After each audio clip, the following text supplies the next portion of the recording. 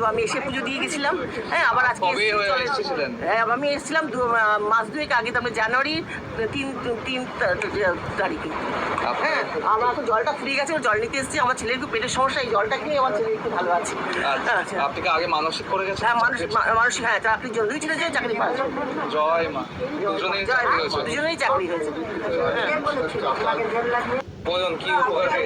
আমি আমার দিনের একটা গ্যারেজ কেনা ছিল, বিক্রি হচ্ছিল না, টাকাটা 7-8 বছর পুরো বাদের খাতায় চলে গেছিল, মানে পাবোই না। হ্যাঁ, পাবো না এরকম।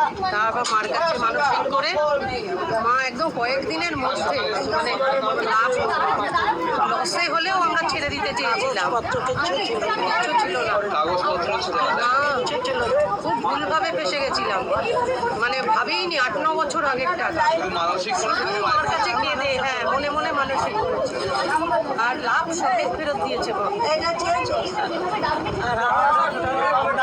যা যখন বলি সব শোনে।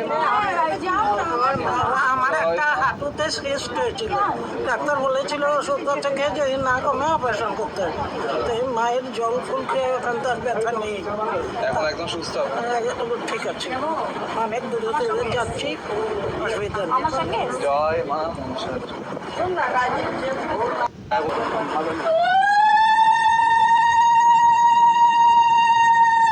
কি আশা পূরণ হয়েছে বলুন? প্রমোশনের জন্য মা বলেছিল, প্রমোশন হয়ে গেছে 1 মাসের মধ্যেই, আসার 1 মাসের মধ্যে প্রমোশন হয়ে গেছে। আপনি কোনো মানসিক করেছেন নাকি কোনো জিনিস নিয়ে গেছেন? মা এসছে, মানসিক করে গেছিলাম, হ্যাঁ 25 তারিখের আগে, আর সেটা হয়ে গেছে, পূরণ হয়ে গেছে। হ্যাঁ পূর্ণ হয়ে গেছে। জয় মা মনসা। জয় পদ্মাবতী মা, জয় মা। আজ থেকে ওই 3-4 মাস আগে সামান নিয়ে গেছিল, খুব ঝুট ঝামেলা হতো আমার আর আমার চায়ের মধ্যে। তো মায়ের সামান নিয়ে যাওয়ার পর এখন আর ঝগড়াঝাটি হয় না, ঘরে অনেক সুখ শান্তি আছে, এখন শান্তি হয়ে গেছে। নিয়ে যাওয়া হয়েছে পিরিয়ডের সময়